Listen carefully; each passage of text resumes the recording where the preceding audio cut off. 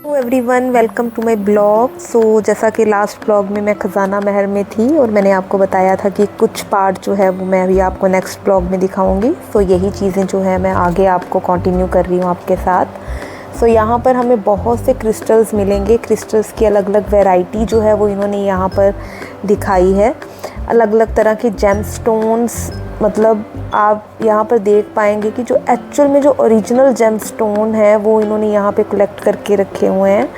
और एस्ट्रोलॉजी के रिलेटेड बहुत सी चीज़ें हैं जिन्हें देखकर मतलब कि हम बहुत कनेक्टेड फील करते हैं अपनी रेगुलर लाइफ से। तो वो सारी चीज़ें और हर ग्रह को इन्होंने एक एक स्टोन के साथ एक्सप्लेन किया हुआ है यहाँ पे। तो ऑब्वियसली मैं हर चीज़ तो डिटेल में आपको नहीं बता सकती, लेकिन मैं अपनी तरफ से ट्राई करूँगी कि मैं कुछ चीज़ें जो हैं वो आप तक दिखा सकूँ आपको। तो ये सारे ऑर्नामेंट्स थे। ऐसा लग रहा था जैसे हम ऑर्नामेंट के वर्ल्ड में आ गए हैं। तो बहुत अच्छे अच्छे ऑर्नामेंट्स, और हर ऑर्नामेंट जो है वो क्रिस्टल से बना हुआ था। तो ये क्रिस्टल मालास, ये क्रिस्टल्स जो हैं एक्चुअली एक सिंपल क्रिस्टल नहीं है। ये वो क्रिस्टल्स हैं जो हमारी रोज़मर्रा की लाइफ की आने वाली प्रॉब्लम्स को सॉर्ट करते हैं। जिस तरह से जेमस्टोन होते हैं उसी तरह से। और ये यहाँ पे शीश महल था जिसको देख के ईधा को समझ ही नहीं आ रहा था कि क्या ही हो रहा है, ये कहाँ ही है। तो बड़ा ही भूल भुलैया सा था, मल्टीपल डोर्स थे तो हमें भी समझ नहीं आ रहा था। और बहुत मज़ा आया यहाँ पे, काफ़ी अच्छा था ये।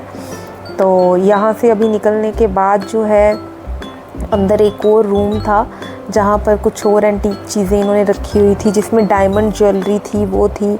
और कुछ जो यहाँ के राजा थे उनकी ज्वेलरी जो थी वो यहाँ पे इन्होंने स्टोर करके रखी हुई थी। एंड यहाँ पे एक सबसे अच्छी चीज़ जो मैंने देखी, एक वर्ल्ड की सबसे बिगेस्ट रिंग 108 केजी की गोल्ड रिंग जो है वो यहाँ पे थी। मतलब बहुत ही अच्छी लगी, वाओ।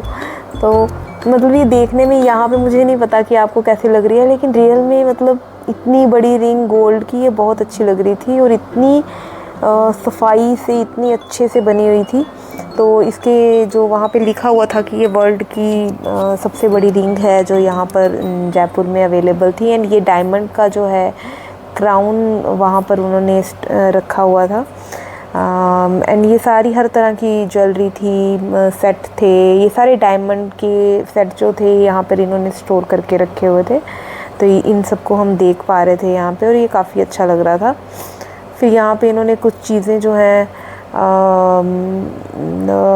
मतलब यहाँ पे ये सारे ऑर्नामेंट्स आ गए, गोल्ड ज्वेलरी आ गई, जो उस समय जो ज्वेलरी यूज़ होती थी, रानी हार वगैरह, वो सब यहाँ पे इन्होंने लगा रखे थे।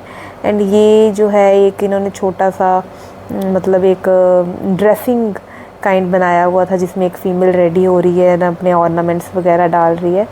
और ये जो है ये देखो, ये ईधा को बहुत अट्रैक्ट किया। इसको लगा शायद ये गुड्डा गुड्डी है और मैं उठा के निकलूँ, बट बाद में पास आके इसको पता लगा कि नहीं भाई, ऐसा कुछ नहीं है।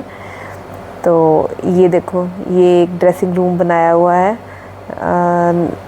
ये सारी चीज़ें ना मतलब बहुत यूनिक और बहुत ही प्यारा एक्सपीरियंस था। एंड सबसे ज़्यादा मुझे मतलब अगर पूरे जयपुर में मैं हर एक चीज़ को देखकर बोलूँ तो मैं इसको ज़्यादा मतलब बोलूँगी कि सबसे बेस्टेस्ट प्लेस था ये ख़जाना महल। मतलब अगर हम जाते हैं वहाँ पे और हमारे पास टाइम का शॉर्ट है, तो हम कोई अगर जगह स्किप करना चाहते हैं तो एटलीस्ट इसको स्किप कभी भी मत करना, क्योंकि ये हर मतलब फोर्ट वगैरह हर चीज़ से ये बेटर था। बहुत एंटरटेनिंग था।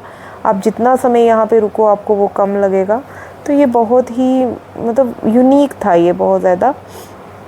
तो बस इसी के साथ जो है ये यहाँ पर ख़त्म हो रहा था। और अभी जो है हम यहाँ से निकल रहे थे क्योंकि हम बहुत ज़्यादा टायर्ड हो गए थे और आगे हमें कहीं और भी जाना था। तो अभी तो फ़िलहाल वैसे हम होटल की तरफ निकलेंगे एंड देन फिर कल हम दोबारा से कंटिन्यू करेंगे।